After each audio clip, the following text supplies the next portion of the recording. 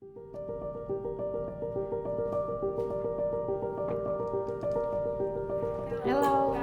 Kamarjiva. Nice to meet you. Thank you. It's my studio. We are just living here. There is written, "Dear Rusudan, I send you best wishes." George Boch. It's written on Georgian. It's a psalm David. ნეტარიან რომელთა მიეტევნეს უსჯულოებანი და რომელთა დაეფარვის ცოდვანი. ორჯერ გავაფარო ვეფოს ტყავსანი პარიზში და მარტო ასე ვთქვათ დარჩი ნახატთან და მარგარეტ ტეჩერთან ცალკე და ბუნებას ისევ როგორც დიდ სიღატაკეს მოაქვს ასე ვთქვათ რაღაცა მდგომარეობა, როდესაც ბავშვის სული ვერ იღვიძებს. ქალაქის მერმა მოაწყო სპეციალური პრესკონფერენცია, რომ აღენიშნათ, რომ გამოეკვლიათ ეს მხატვრობა ბავშვისა თუ რაღაცა ძველი ხელნაწერებია. კვდებოდი უკვე ძალიან დიდი სტრესის ქვეშ ვიყავი და ამდეგ თავი ბოლობდა გადავიპარს. რომ გავჩერებული ვიყავი, ვიცოდი ვეღარ გადავრჩებოდი რა. რომ ვისაც აქვს ჩემი ნამუშევარი, ის ჩემთვის ძალაუნებურად ახლობელი ხდება. განათლება ყველაზე მნიშვნელოვანი. ტოლერანტობა ძალიან მნიშვნელოვანი, სიყვარული უმნიშვნელოვანესი და სიკეთის კეთება რა ეს ისეთი მნიშვნელოვანი რაღაცა ეს უკვდავი რაღაცეებია. I'm Rusudan Petviashvili, Georgian artist, and this is my interview for Sakartvelo Insight. ჩემი მშობლები ორი ხელოვანი ადამიანები არიან, პრინციპში მამა ჩემი მოქანდაკე იყო. მე შემდეგ აკადემიაში ასწავლე და მანამდე ყოფილი საბჭოთა კავშირის ტერიტორიებზე ქონა ბევრი ქანდაკებები დადგმული. ხეზე კვეთავდა არაჩვეულებრივად ჭირდა ხეზე ასევე. დედაჩემი ამჟამად ასე ვთქვათ, დედაჩემი ფილოლოგია, მწერალი, პოეტი, დრამატურგი, რომელიც თარგმნის ასევე ვთქვათ, თარგმნელიც, რომელიც ფრანგულიდან რუსულიდან თარგმნის ნაწარმოებებს და რა ვიცი ეს დედაჩემი ეს ოჯახში 5 ბავშვი ვიყავით. ყველანი ხელოვნების გზას გავყავით ფაქტურად ჩემი ძმის გარდა, რომელიც ბიზნესმენი გახდა. და რა ვიცი პირველი პერსონალური გამოფენა ჩემი მოეწყო 6 წლის ასაკში. სხვადასხვა კურატორები მაშინ იყვნენ ავტოკუხიანიძე, რომელიც გალერეის დირექტორი იყო და თენგიზ მირზაშვილი, მხატვარი, ცნობილი ქართველი. და პირველი პერსონალური გამოფენა გახსნა ელენე ახვლედიანმა. ძალიან დასამახსოვრებელი იყო ეს ჩემთვის 80 ნამუშევარი იყო წარმოდგენილი, რომელიც ერთ-ერთი მაქვს საკუთარ რთული ნამუშევრები იყო. ამის შემდეგ უკვე დაიწყო ეს გამოფენები, ზოგი ასე ვთქვათ, ყოფილი საბჭოთა კავშირის ტერიტორიაზე, ზოგი მე უცხოეთში და მე ეს წავიდა. ასე ვთქვათ, მამაჩემი მომარაგებდა ხოლმე, ასე ვთქვათ, მასალით ეს აი მშობელმა უნდა იცოდეს რომ ბავშვს სჭირდება რაღაც მასალა თავისუფლება სჭირდება. დედაჩემი თქო რაღაცნაირად ცდილობდა ხოლმე რომ აი ის ქონდა ჩემი კუთხე მქონოდა, მე ოთახიც მქონდა უკვე ჩვენ დიდ ბევრი და-ძმა ვიყავ, დიდი სახლი მქონდა სხვა შორის კერძო და შედარებით თავისუფლება იყო, თუმცა ესეთი ფუფუნებაში არ ვცხოვრობდით. არ გვიცხოვრდა ეს საკმაოდ კარგი იყო, იმიტომ რომ ასე ვთქვათ დიდ ფუფუნებას ისევ როგორც დიდ სიღატაკეს მოაქვს ასე ვთქვათ რაღაცა მდგომარეობა, როდესაც ბავშვის სული ვერ იღვიძებს.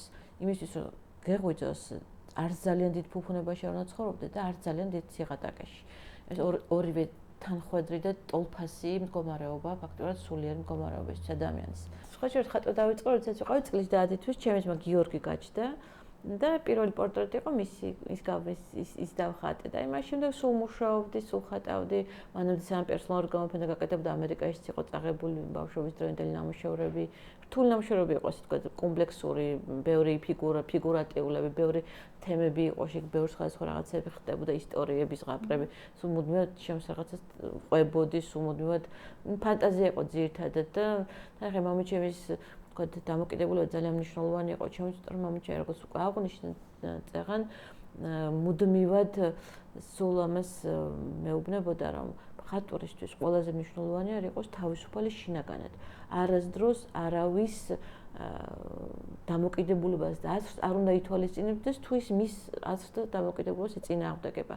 რომ მხატვარი ქმნის და როდესაც ქმნის შენ ხარ შენ თავთან და ასე ვთქვათ შენ სამუშაოსთან და შენ სულიერ სამყაროსთან და შენ ხარ მთავარი აქ და შენ როგორც გინე, შენ როგორც გესმის, შენ როგორც გრძნობ, შენ როგორც აღიქვავ, ეს ყველაფერი ის უნდა გააკეთო და არასდროს არავისი აზრი არ უნდა გაითვალისწინო. გარედან არასდროს არ უნდა შეხედო შენს თავს. და თუ შენ შენი საკუთარი სამუშაო მოგწონს და შენთვის სიამოვნებას იღებ შენს სამუშაოში, სხვაც მიიღებს აუცილებლად სიამოვნებას ამაში.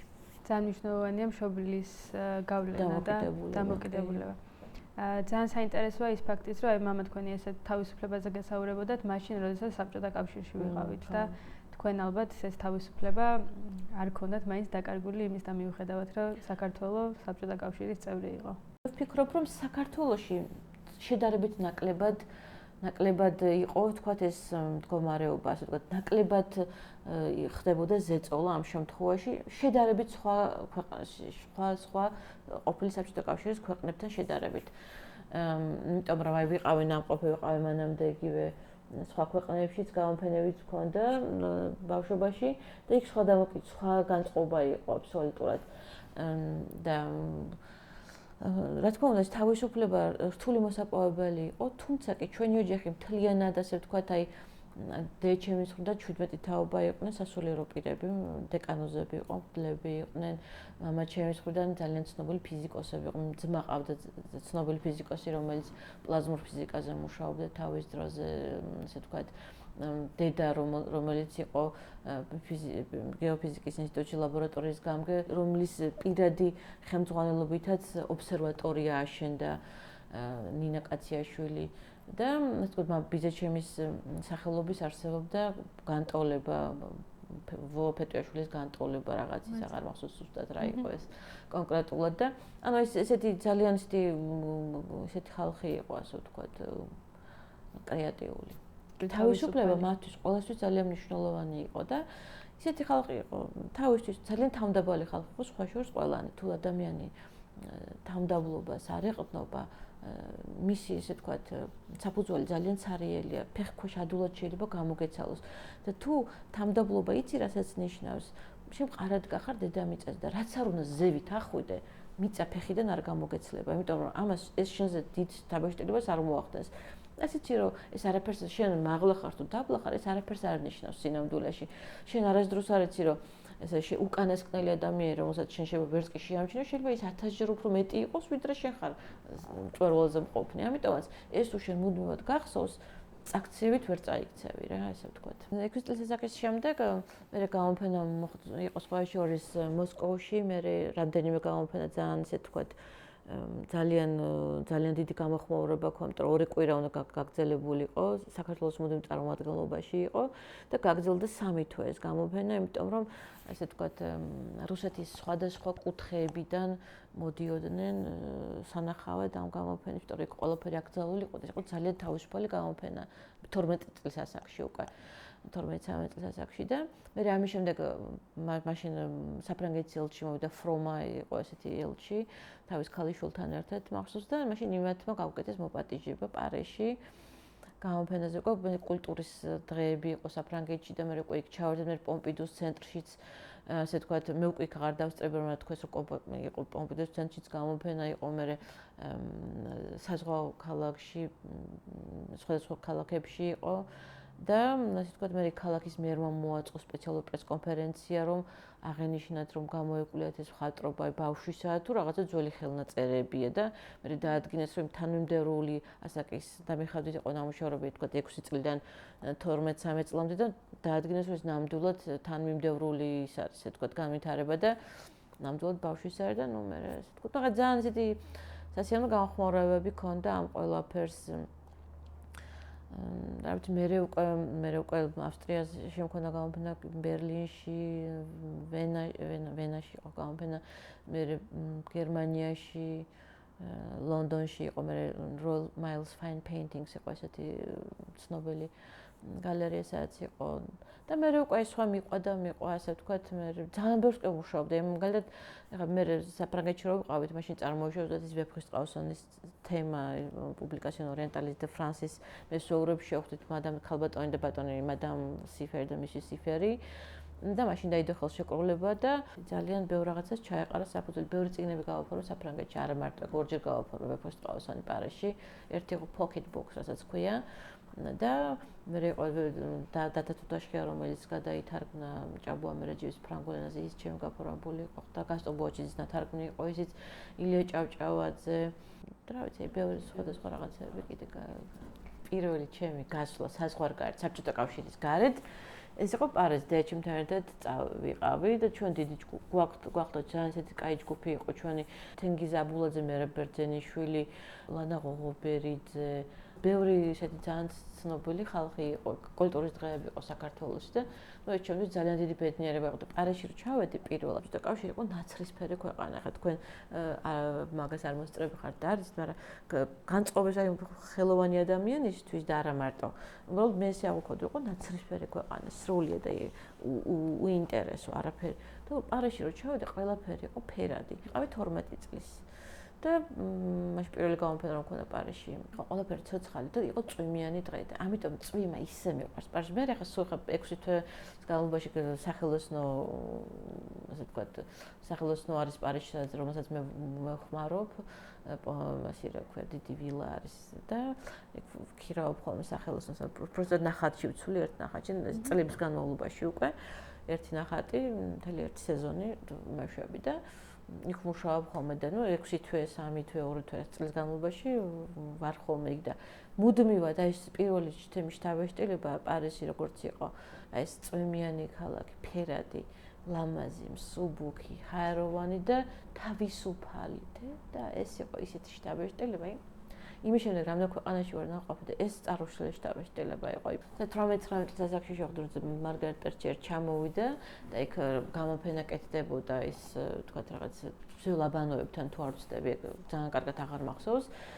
და ესე რა ქვია, მაშინ მახსოვს რომ ჩვენმა ასე ვთქვათ ნახატი შესყიდული იქნა ეს ჩემი ნამ, რომელიც უნდა გადამეცა მარგარეტ თეტჩერისთვის და მახსოვს რომ მოვიდნენ ესენი ასე ვთქვათ მთელი მისმა ასე ვთქვათ დელეგაციის წევრმა სრულიად დაფარეს გარემო და მარტო ასე ვთქვათ დავრჩი ნახატთან და მარგარეტ თეტჩერთან ცალკე და ეს ჩემი დიდი შთაბეჭდილება იყო, იმიტომ რომ ეს იყო ადამიანი, რომელიც ასე ვთქვათ ისეთი ძლიერი ქალი, მე ჩემს სიცოცხლეში არ მყავდა ნანახი, რომელიც ძალიან მსუბუქი იყო საუბრის დროს და ესეთი შინაგანა და ესეთი ასე ვთქვათ, დიდი ძალა და დიდი ის იყო ქონდა, ძალიან დიდი ძალა მოდიოდა რაღაც რამდენიმე შეკითხვა დაამისვა, რო ვთქვათ რაღაც მხატვრობასთან დაკავშირებით რაღაც მეორე შეკითხვა იყო, ვთქვათ სად სწავლობდი, მესამე შეკითხვა იყო, ვთქვათ აი როგორ რა იყო ჩემი მიზანი ცხოვრებაში. 15 ალბათ 10-15 წუთი იყვნენ აი ჩემს ასე ვთქვათ სტენდთან და რაღაცა ესე ასე წაჩაიარა ამ ყველაფერმა. ძალიან ბევრ სხვა პრეზიდენტებს აქვს თქვა აქედან წაღებული ჩვენი პრეზიდენტებისგან წაღებული ნამუშევრები და ტონინო გუერასთან არის, ფრომასთან, ელჩებთანაა ძალიან ბევრ ელჩთან არის, თქვა ოფიციალურ პირებს თუ ჩამოვთვლით და არის ძალიან ბევრი ისე თქვა აი ძალიან კარგი ადამიანების ხელში. ამ გამოფენების შემდეგ პარალელურად აი თქვა როდესაც მე ვაფორმებდი უკვე ვეფხის ტყავსანს და როდესაც დიდ კედელს ვხატავდი თოჯინების თეატრში, რომელიც იყო დაახლოებით 30 მეტრის, კვადრატული მეტრის, სადღაც დაახლოებით მთლიანობაში. პარალელურად მე აკადემიაში ვიყავი უკვე ჩარეცხობ. ნუ ეს ფაქტორი ექსტერნად გადავიარე ეს ჩავაბარე და ასევე დავიცავი დიპლომი, ესე ისე რომ ვთქვათ აკადემიაში არ მივიდა იმიტომ რომ მე არ მინდოდა, იმიტომ რომ აი ვთქვათ ვინც იყო ჩემი ვთქვათ უშუალო პედაგოგები, გოგი მესხიშვილი, მე ჯერ ფარნალაპიაშვილთან ვიყავი, ბატონ ფარნალაპიაშვილი, მე გოგი მესხიშვილთან გადავიდა. გოგი მითხრა რომ იცი რა გინდა რომ აქ მუშაობ, რა გინდა დროს ხარჯავთ ყველა.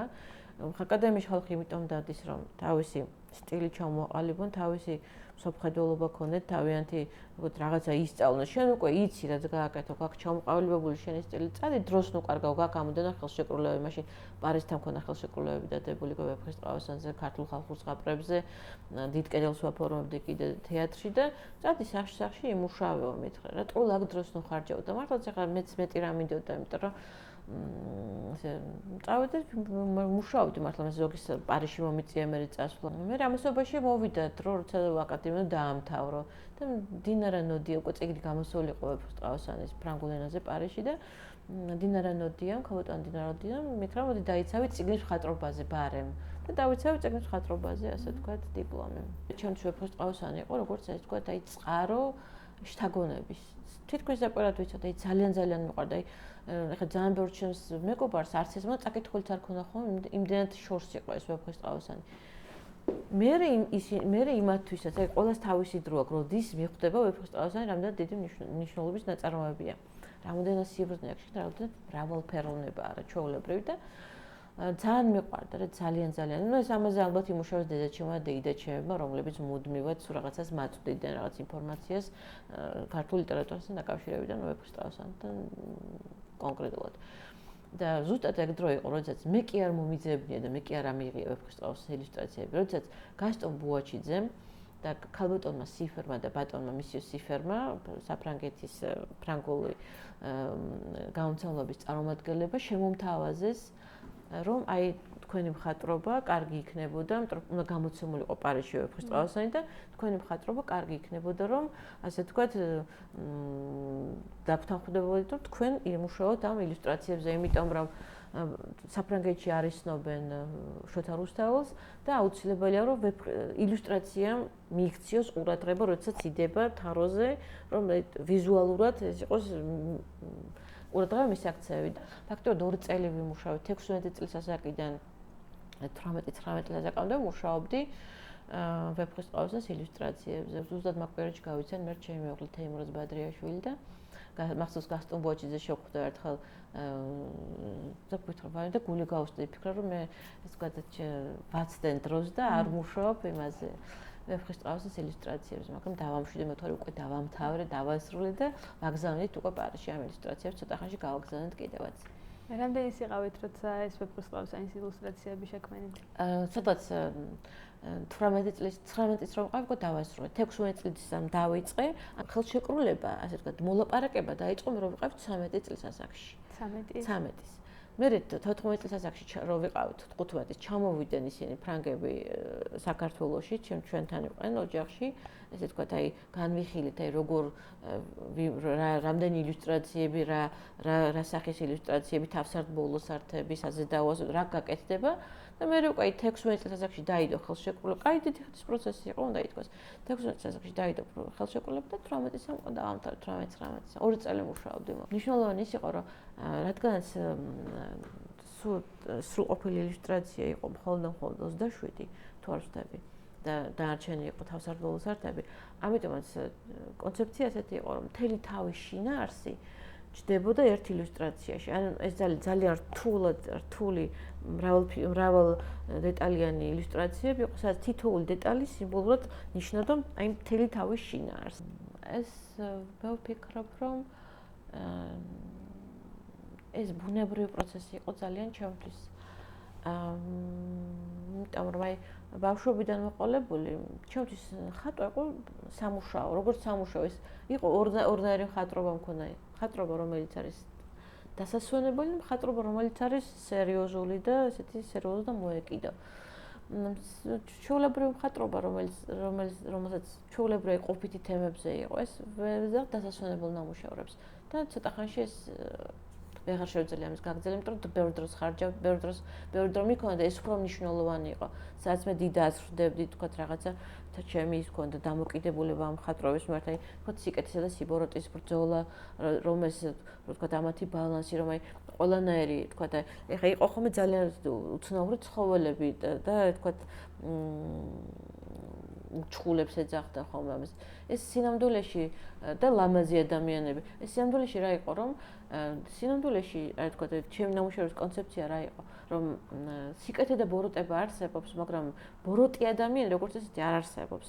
ამიტომაც ეს ნებისმიერი თქვა სახის თქვა მანკიერება, თქვა იგივე სიხარბე, სიძუნწე, სიძულვილი, ბოროტება, სისასტიკე, ეს ყველაფერი გამოიხატებოდა თავისი განსახიერება ჰქონდა, თქვა რაღაცა რომელიღაცა ურჩხულის სახით, რომელიც ზუსტად ჩემი აზროვნებით გამოხატავდა იმ მანკიერებას, რომელიც და ეს ადამიანი კი არ იყო ბოროტი, ან ეს ზოგადად ადამიანი არასდროს არ არის, ეს არის შეპყრობილი ან სიბოროტით, ან სიძულვილით, ან შურით, ან სიხარბით, მაგრამ ეს მისი თვისება არ არის ადამიანის. ამიტომაც ეს ყოველთვის განცალკევებლად ვაკეთებდი ამ ეს ბოროტებები იყო ცალკე და ადამიანები იყო ცალკე.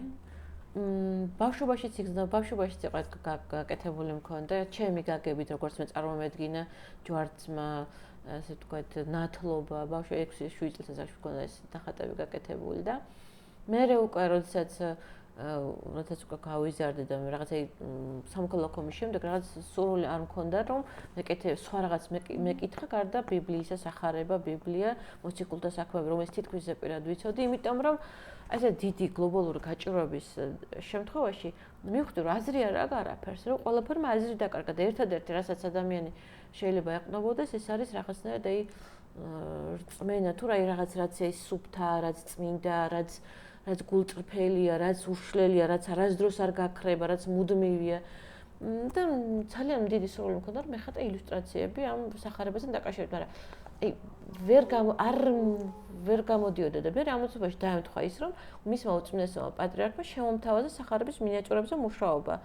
კეთდებოდა უნიკალური ხელნაწერი სახარება მსოფლიოში ყველაზე დიდი ზომის, თითო ფურცელი იყო, თითო ხბოს ტყავი. ხოშოშ მის მოწესა მაკურთხა რომ მომეძიებინა ადამიანები, რომლებიც იმუშავებდნენ ამ თემაზე და ზოგი თვითონ მოიძია, ზოგი მე მოვიძიე და თქვა რაღაცა დიდი ჯგუფი შეიქმნა. პირადად მე სადღაც 60 მინიატიურა მაქვს გაკეთებული და ასევე თავსარდბოლოსართები, გასამშვენიერებელი ესენი ფურცლის და საზედაო ასოები. ასევე ვიცოდი ხა სამივე დამწერლობა რა თქმა უნდა მუსახუცურის, ასომთავრულის და მხედრულის. თავისთავად ცხადი ეს სამივე უნდა იცოდა, როდესაც სახარებაზე მუშაობს, მით უმეტეს ეს ბავშვობიდან ვიცოდი სხვა შორის 7 წელს ასაკიდან. მე უკვე როდესაც სახარებაზე მუშაობა დავიწყე, მე მივხვდი რომ სიამდვილეში ენით რას ლაპარაკობ, ეს მნიშვნელოვანი არ მთავარია გული, რომელიც არის ასე ვთქვათ სუფთა.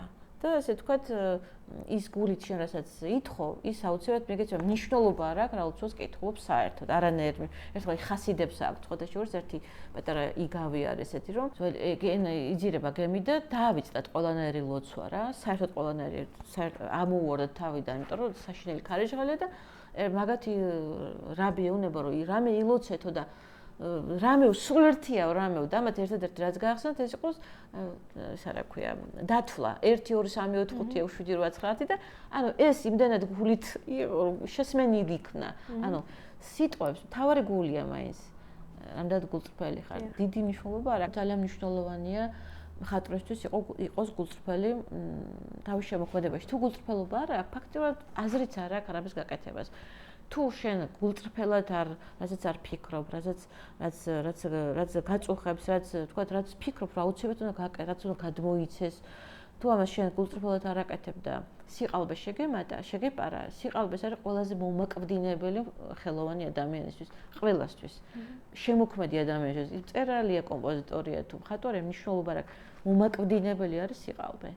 ამიტომ გულწრფელობა ეს არის პირველი რაც სჭირდება ადამიანს. ვისაც აქვს ჩემი ნამუშევარი, ის ჩემთვის ძალაუნებურად ახლობელი ხდება, იმიტომ რომ ფაქტობრივად იმას აქვს ჩემი, რაღაც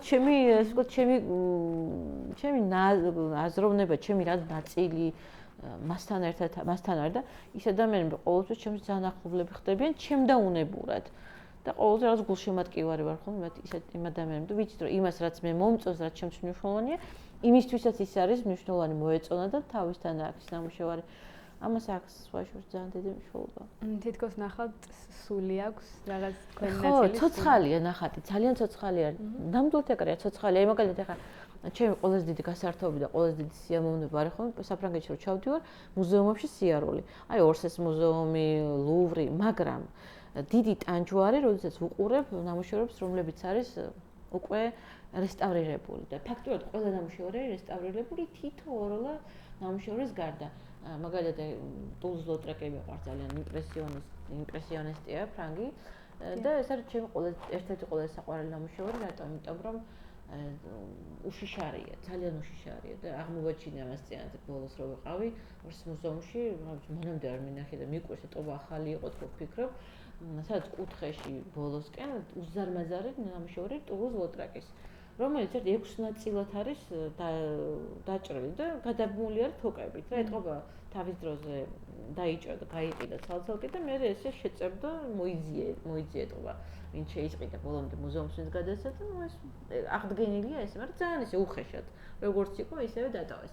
აი ეს ნამუშევარი არ არის რესტავრირებული ჩემის აზრით, იმიტომ რომ სიცოცხლე აქვს დარჩა. შენარჩუნებული აქვს სიცოცხლე, ცოცხალია რა. ვარ ხოლმე სტრესის ქვეშ, იმიტომ რომ ყველა ნამუშევარი არის რესტავრირებული და ჩემთვის ეს ნამუშევრების სიცოცხლე აღარ აქვს უკვე რა. მე ვფიქრობ ძალიან უშიშარი ვარ. თავისუფალი ადამიანი უშიშარია ზოგადად. ყველა ადამიანი, ვინც არის თავისუფალი შინაგანად, უშიშარი არის. მე ის ფაქტი მახსენდება, რომ საქართველოში ომიანობის პერიოდში არ დატოვეთ საქართველო. ეგ უშიშრობაში თუ ჩაითვლება, შეიძლება ითქვას, რომ უშიშარი ვარ, თუმცა ძალიან გამიჭირდა, ძალიან გამიჭირდა საშინელი დეპრესიის ქვეშ ვიყავი და მახსოვს მაშინ ძალიან ბევრი სტუმრები ჩამოდიოდა ხოლმე ჩემთან და აი ჩემი ძის მეგობრები თემოდა ეს ყველანი ხა ვინც მოდიოდნენ და მახსოვს თავი გადავი იმდენად აღარ შემოვიდა ან მოვკვდები თქო რამე უნდა ვკვდებოდი უკვე რა ძალიან დიდი სტრესის ქვეშ ვიყავი და ამდენ და თავი ბოლომდე გადავიპარსე და შოკში ჩავარდნენ ბიჭები მაშინ პატარები ჩვენს ხა ისინიც პატარები ყო მეც ხა ნამდვილი წელს ვიყავ 20 წელი ძალიან დიდი საშინელება იყო რა ამ დროს საქართველოში ყოფნა მაგრამ სხვანაირად არ შეიძლებოდა რა ჩემისათვის სხვანაირად არ შეიძლებოდა იმიტომ რომ დაიცალა ფაქტობრივად საქართველო რა მაშინ მთხოვეს რომ თუ შეიძლება ეგებო გამოფენა გააკეთო, იმიტომ რომ გვართმევენო ამ გალერეასო და რომ ბევრი ხალხი მოვაო და 90-იან წლებებში ტროლეიბუსებიც არ დადიოდა, ტრანსპორტი არ დადიოდა რუსთაველზე საერთოდ და ეგებო გამოფენა სულ რამდენიმე დღით მაინც რომ გავაკეთოთო, თქვენიო რომ ბევრი ხალხი მოვაო და თავის იმას შეიძენსო ეს და აღარ წაგვართმევენ ამ გალერეასო რა. და გავაკეთეთ მართლაც გამოფენა, დიდი გამოფენა გავაკეთე მახსოვს. მოვიდა მაშინ ლია ელიავა. და მაშინ მახსოვს ძალიან დიდი მადლობა გადამიხადა რომ მადლობელი ვარ და ცრელები მოძიოდა ისე მე ძალიან მიყვარს ლიელება ყველაზე საოცარი მსახიობი იყო ძალიან სათნო ადამიანი და მეთქარ დიდი მადლობაა რა მინდა მადლობა მოგიხადო რომ არ წახვედიო რომ არ დაგტოვეო საქართველოსთან რომ არ წახვედიო და მე ვიცოდი ეს რა გზნობა ამიტომ რომ მე ზუსტად იგივე გზნობა მქონდა ხომ სხვები რომ მიდიოდნენ აი ვიღაცა ჩემთვის მნიშვნელოვანი ადამიანი რომ ტოვებდა საქართველოს და მიდიოდა იმიტომ რომ იმას შეეძლო წასვლა და ვიღაცას არ შეეძლო ხო და აი როგორ ის იყო დანაკლისი იყო ხოლმე რომ ვაიმე წავიდა და დავრჩით მარტო ეს ისეთი გზნობა მქონდა რომ დავრჩით მარტო ნუ ნებისმიერი ჩემთვის მნიშვნელოვანი ადამიანი რომ ტოვებდა საქართველოს აი ესეთი გზნობა მქონდა და ასე შესაბამისად სხვებსაც ეგრე ექნებოდათ და აი არ მინდოდა რომ ესეთი გზნობა ქონდა თვითონ ჩემს ახლობელს იმ ადამიანს რომლებიც მე მიყვარდა რომელსაც თქვა რაღაც ჩემს მიმართ რაღაც იმედი ქონდა რაღაც ეგეთი რა ვიცი ამ დროს ვუშაობდი ნამუშევრებს რომელიც ფაქტობრივად მე ყველა ამერიკაში ამ მე ფსონს უკვე დამთავრებული მქონდა მაგ დროს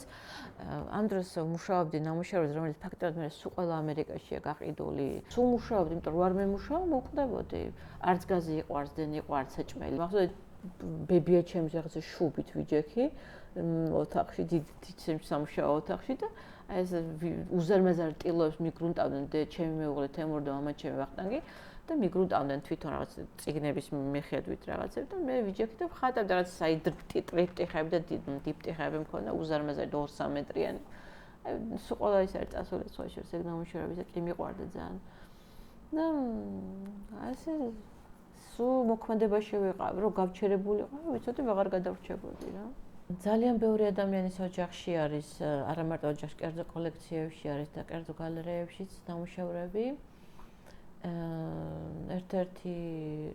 ერთ-ერთი მათგანი არის ეკვატორის სახალხო მრჩეველი გეეტრებათ თქვენი ნახატები ხო? ბევრი ნამუშევრები ხო აი რომლებიც არც კი ფოტოც კი არ დამრჩა ზოგიერთი მათგანის იმიტომ რომ იმ დროს ისეთი სიტუაცია იყო რომ ფოტო კი არა და აი აბსოლუტურად არაფერი არ იყო რა აი ფოტოსაც ვერ გადაიღებდი ისეთი სიტუაცია იყო და აი ეს ნამუშევრები რომელიც ფოტოც კი არ შემორჩა და იყო ძალიან ესე თქვა და რთული კომპლექსური აკვარელები იყო ძალიან დიდი და ტიტილოები ხო მე გულემწყდება მე ჩემი პარიში როცა ჩავედით, ჩვენ მეგობარმა დაგვპატიჟა სენაზე, თავის გემზე გააკეთა დიდი ასე ვთქვათ, წვეულება და თავისი პარიზის საზოგადოება დაპატიჟა თავის სხვა ძალიან ისეთი სერიოზული მნიშვნელოვანი საზოგადოება იყო, რომელსაც უნდა გაეცნო ჩემი ნამუშევრები. და სხვა შორის მაგის მეუღლემ ისეთი უცნაური რაღაც ჩაატარეს. ქართული დრო შეამართეს თვითონ ამ გემზე. ქართული კერძები გააკეთებინეს, ქართული ღვინოები და ძალიან ისე ვიყავით, ძალიან გაოცებულები დავში. მე თემურ რომ მივედით, ასაც შოკში ჩავარდე ქართული დროში რომ პრიალებდა გემზე და ძალიან ასეთი მნიშვნელოვანი ხალხი გავიცანით მაშინ მახსოვს ერთ-ერთი მესვეურები Hermes-ის რამდენიმე დღეში უკვე სანტანორზე მაგათ head office-ში მოხდა შეხვედრა, სადაც უკვე ჩემი კატალოგი ეს ყველაფერი ნანახი ქონდა და მე თქვა რაღაც ვისაუბრეთ, აი თქვა როგორი შეიძლება იყოს შარფი, რომ კონცეპტუალურად რაღაცა თქვა აი ქართულ თემაზე, გავაკეთე მე სხვა შორის რამდენიმე ცდილობა ყო მეითონს დავაბეჭდინე და წავუყარა მეორე წელს მე მესამე წელსაც ქონა შეხვედრა და ბოლოს გამოფენა მქონდა პარიზში და მაშინაც კიდე შევხვდით უკვე კონცეპტუალურად ჩამოვაყალიბე ეს შარფის თემა მქონდა Sakartvelo, the Georgia, the crossroad of Europe and Asia and Silk Road country. ესეთი კონცეფცია მქონდა ამ შარფი რომ მივიტანე კრისტინა ვინც არის თქვა თავარი მენეჯერი ამ ყველაფრის გაგიჟდა რომ დაინახა, ვაიმე სასწაულის, სამართლა ძალიან ლამაზი იყო, ძალიან ეფექტური იყო რა ეს და ჩამოვიდა, ზამთარი იყო მაშინ რომ მივედით, მე შვეიცარიაში წავსულიყავით და ჩემი უღლე მოლდებოდა დაბლა კაფეში, მეტყვი კაფე არის რა, იმ ოფისის ქვევით ლამაზი. რა ვედი რაღაც ვისაუბროთ რაღაცა, ვაიმე რა მაგარი მეუთხარი ცოტა მე მაჩვენა რომ აი ესეთი ისინი გვაქვს რა შარფების ნიმუშები აქ უკრაინა აკეთებდა სხვა შორის იმ პერიოდში და შარფის ნიმუშები გვაქვს ანუ რაღაცა ჩემი უნდა ჩასულიყო ურიკოთ ჩემი შარფი თუ ჩავიდა და უნდა გავიცნო შენი მეუღლა მივულოცო რა მაგარი დიზაინი გააკეთებოდა ესე მახსოვს არც უპალტო და ცარიელი ჯემპრით ჩამოვიდა მზამდარში წავედით იმაში თემურს გავაცანი რაღაცა მიულოცა ასე გაესაუბრა რაღაცა მიულოცა რა მაგარის გააკეთა გილოცავდა ხო და ჩვენს წავედით დაკმაყოფილები ჟენევაში გამოფენა მქონდა მაშინ ონში ძალიან მნიშვნელოვანი ერქვა ამ გამოფენას Blessed are peacemakers ნეტრარია მშვიდობის ყოფილნი და მე ამ გამოფენის შემდეგ მე სხვა გალერეებში იყო კიდე ჟენევაში, მე პარიზში და მე სხვადასხვა ქალაქებში. ჩამოვედი დარწმუნებული მაშინ რომ თქვა შეგეგმები მაგ დაწყობილი და ჩამოვედი ძალიან რომ ჩვენ ძალიან ბევრჯერ შევიკრიბეთო. ბევრი დავამუშავეთო ეს ისეთი გადიდ ეკრანზეო მაშქენით ესო ძალიან მაგარია, მაგრამო ჩვენს ჩვენ გვაქვს უკვე თემა კავკასიისო და კავკასიის თემა ქონდა მაგ დროს სხვა ქვეყანას შეტანილი. მოხდა ჩვენ ძალიან ბევრი ვიმსჯელეთო ამაზეო და გადავწყვეტეთო რომ ჯერჯერობით თავი შევიკავოთო და რას იზავთო დაგვიტოვებთო თქვენს ნამუშევარს თუ წაიღებთო და მე ვთქვი არ წავიღებთო და რას იზავთო მე რომ ვთქვი არაფერს მეთქი. არ ვიცი რა შეულდებოდა რა პასუხს ეულდებოდა ჩემკენ არ ვიცი. ეს დიდი ეს ნამუშევარი შეისყიდა მე საქართველოს მუზეუმმა თვითონ ესეთი სერიოზული ნამუშევარია ძალიან. ეს იყო მე მქონდა ურთიერთობა Villeroy Boch-ი 10 წლის თავი იყო რაც საქართველოში შემოვიდა და ამ 10 წლის თავთან დაკავშირებით ექსკლუზიური ისინი დაბეჭდილი იყო გერმანიაში ნამუშევრები ძალიან ესე ვთქვათ ლიმიტირებული რაოდენობა. გამოვიდა სხვადასხვა 3 ჩაის ჭიქა, სხვადასხვა ნამუშევრით და ჯერჯერობით გამოსულია 3 ლანგარი, 2 ლანგარი, თქვათ, ნამცხვრის, ესეც ექსკლუზიური ძალიან ლიმიტირებული რაოდენობა არის. ეხაც პრეზენტაცია არის მეორე ლანგრის Villeroy Boch-ის მაღაზიაში თბილისში და მესამე გამოდის კიდე. ამავე დროს ჩვენ გვაქვს ურთიერთობა კი და კოლაბორაცია თქვა ერთი წელიწადი უკვე 1 წლის წინ დაიწყო ძალიან ცნობილ უძველეს ცნობილ ფირმასთან რომელიც სათების ფირმასთან Jaquet Droz რომლისთვისაც მე გავაკეთე, თქვათ, რამდენიმე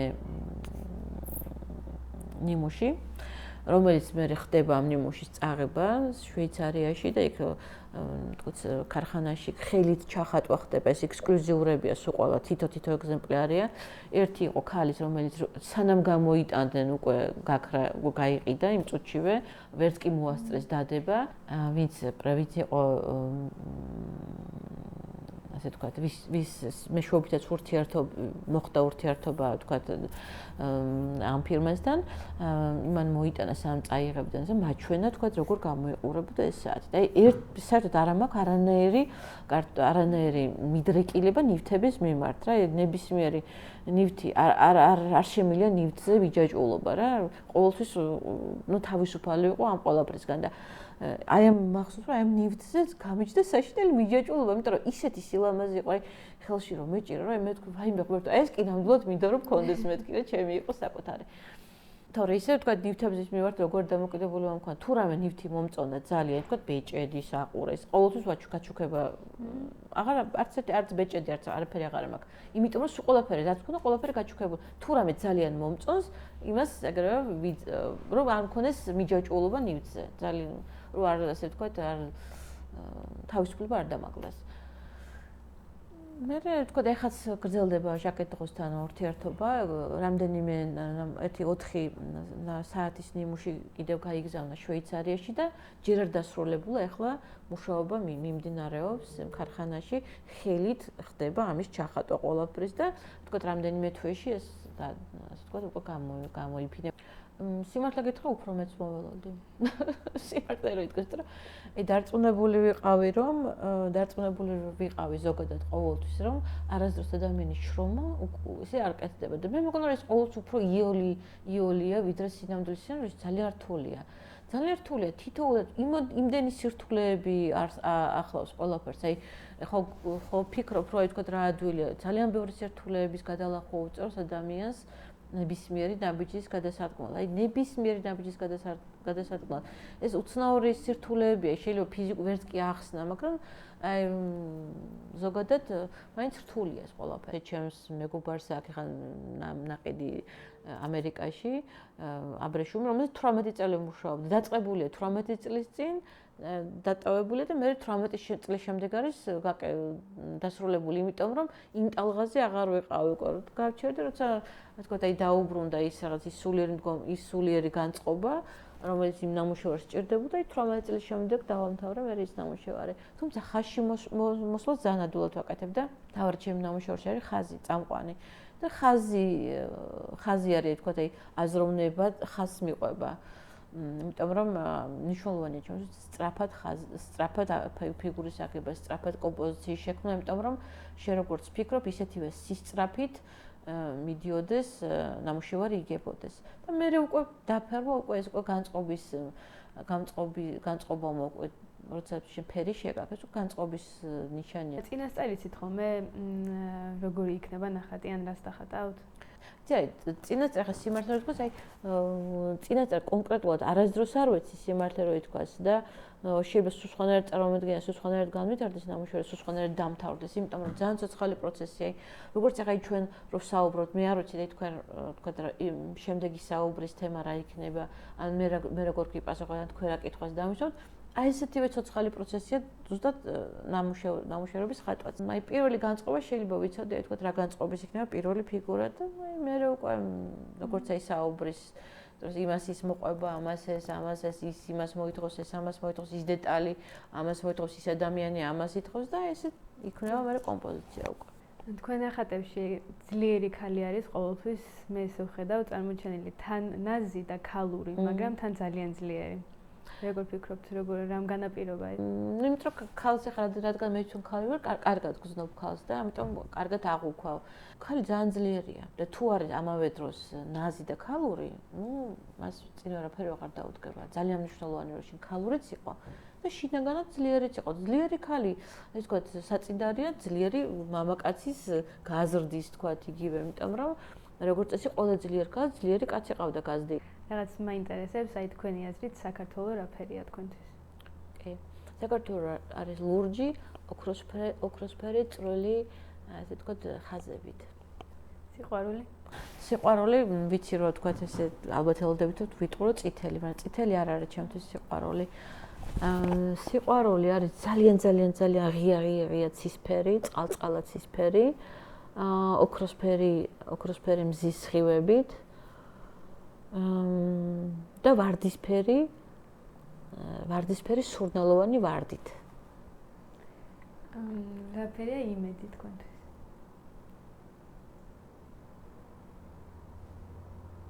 იმედი არის ჩემთვის ზურმუხტისფერი, გამჭვირვალე ნაზი მწვანე. და ბოლოს გითხრათ რა ფერია მომავალი თქვენთვის? ჩემთვის საქართველოს მომავალი არის ლამაზი ლურჯი ოქროსფერი ხაზებით. როდესაც სრულყოფილად როცა იწვევი ადამიანი, ხო, ანუ მთლიანად ჩართული ხარ მაქსიმალურად შენს ნამუშევარში, მაგ დროს ხდება ძალიან დიდი ენერგიის გაცემაც და ენერგიის მიღებაც. ამიტომაც შეიძლება სრულიად დაცლილი იყო, მაგრამ ბედნიერი იყო. ამიტომ ყოველთვის ადამიანი უნდა შეეცადოს აკეთოს ის და თუ აკეთოს ძალიან დიდი სიყვარული, რასაც არ უნდა აკეთებდეს და დიდი სიამოვნება მიიღოს აქედან, იმიტომ რომ ის რასაც გასცემს უკან დაიბრუნოს. რას ურჩევდით ახალგაზრდებს როგორც წარმატებული ხელოვანი? სულ მინდა ხოლმე რომ ვთქვა ერთი რაღაცა. შეიძლება ეს ამ წუთში არ იყოს მისაღები და ამ წუთში შეიძლება არც არავინ არ ყურადღებაც არ მიაქციოს ამ ნათქვას, იმიტომ რომ თქვა ამ შემთხვევაში ამ ტალღაზე არ იყო, ამ განწყობაზე არ იყო, მაგრამ მაინც ვიტყვი, იმიტომ რომ როდესღაც შეიძლება ვინმეს ყურამდე მიაღწიოს. ანუ ვინმეს გულზე მოხდეს. ძალიან მნიშვნელოვანია ზოგადად ადამიანისთვის ჰქონდეს რწმენა. რწმენა ჰქონდეს, იმიტომ რომ რწმენა როცა გაქვს ადამიანს, შენ მარტო არ ხარ არსად, უდაბნოში რომ ჩამოგაგდოს ადამიანმა და ჯუნგლებში რომ ჩაქცოს, მაგრამ იქ მარტო არასდროს არ ხარ. შენ მარტო არ ხარ. და მარტო ადამიანი კიდე ძალიან ცოდვაა. და თუ შენ ქრისტიანული რწმენა გაქვს, მით უფრო დიდი, იმიტომ რომ ქრისტიანული რწმენა განთავისუფლებს, თავისუფალი ხარ, ძალიან დიდ თავისუფლებას განიჭებს, პიროვნულ თავისუფლებას განიჭებს. შენ გაქვს არჩევანის საშუალება, შენ არაფერში არ იზღუდები. შენ გეუბნება რომ გინდა ესე იყავი, გინდა ესე იქნები, ესე იქნები, მაგრამ შენი არჩევანია. შენ რომელსაც აირჩევ, ისე იქნები. ეს ყოველთვის უნდა გახსოვდეს, ქრისტიანობა არის ძალიან დიდი თავისუფლება, პიროვნული თავისუფლება, მეს თავისუფლება არის, ანუ გამოხატულად ასე ვთქვათ, პიროვნული რელიგიაა რა. რელიგიას არ დავარქვევდი ქრისტიანობა, ეს უფრო მეტია. რწმენა შენ გჭირდება, თორე სხვას კი არავის გჭირდება შენი რწმენა. განათლება ყველაზე მნიშვნელოვანი, ტოლერანტობა ძალიან მნიშვნელოვანი, სიყვარული უმნიშვნელოვანესი. და სიკეთის კეთება რა, ეს ისეთი მნიშვნელოვანი რაღაცა, ეს უკვდავი რაღაცეებია რა. სიკეთის და სიყვარულის საწინააღმდეგოდ არაფერი არ არსებობს რა. არაფერი საერთოდ ზოგადად. ეს სიყვარულს ვერაფერს წინ ვერ დაუდებ. ვერ შეეწინააღმდეგები. ოღონდ უანგარო სიყვარულზე მაგ ნათქვამი. ანგარებიანი სიყვარული საერთოდ არ არის. აქ არის ლაპარაკი მხოლოდ უანგარო სიყვარულზე. თუმცა არასდროს არ უნდა შეგეშინდეს ადამიანს, იმიტომ რომ ბოროტება, როგორ რაღაც ბოროტება არის აქტიური ზოგადად. და უფრო ჩანს და უფრო აღიქმება. სიკეთე არის თავისთვის, ჯუმად, მყუდროდ და ისე ვთქვათ, არ გაწუხებს. მაგრამ სინამდვილეში სიკეთე დედამიწაზე ამ სამყაროში ყოველთვის უფრო მეტია, მიუხედავად იმისა, რომ არ ჩანს, ყოველთვის უფრო მეტია, ვიდრე სიბოროტე. ყოველთვის ეს წინააღმდეგ შემთხვევაში ყველაფერი დაინგრეოდა. აღარ იარსებებდა სამყარო ესე რო არ იყოს. ეს ბალანსი დაცულია, სიკეთე ყოველთვის უფრო მეტია. ერთ-ერთი ბოლო კითხვა იქნება ჩემი, სად არის თქვენი საქართველოს, სად ხედავთ საქართველოს, როგორია თქვენი საქართველო? ჩემს საქართველოს ესე ვხედავ, ჩემი სურვილი, ჩემი ასე ვთქვათ, ჩემი ნატრა და ჩემი რწმენა ესეთია, რომ საქართველო არის ძალიან ფაქიზი ქვეყანა, რომელსაც სჭირდება გაფრთხილება და მას სჭირდება მოფრთხილება იმისთვის, რომ ის ასე ვთქვათ, განვითარდეს და თავისი თავი წარმოაჩინოს, თავისი სიკეთეები, ასე ვთქვათ, გამოავლინოს. იმიტომ რომ ძალიან დიდი პოტენციის ქვეყანა, უდიდესი ისტორიის ქვეყანა, უდიდესი კულტურის ქვეყანა და იმისთვის, რომ თავისი თავი წარმოაჩინოს, მას სჭირდება ხელშეწყობა, ანუ სხვების დამოკიდებულება, სხვების კეთილგანწყობა და სხვების მზრუნველური დამოკიდებულება სხვა ქვეყნების. და მე დიდი ჩემი მისწრაფება ასეთი და ნატრა, რომ საქართველომ თავისი კარგი ლამაზი კეთილი ნიშა იპოვოს სოფლიო თანამეგობრობაში და თავისი ასე ვთქვათ ლამაზი წვლილი დატოვოს დედამიწაზე, თავის კვალი დატოვოს დედამიწაზე, როგორც აი ლამაზმა ქვეყანამ. ძალიან დიდი მადლობა. მადლობა თქვენ. ძალიან საინტერესო იყო თქვენთან საუბარი. ძალიან საინტერესო კითხვები გქონდათ, დიდი მადლობა. მადლობა თქვენ.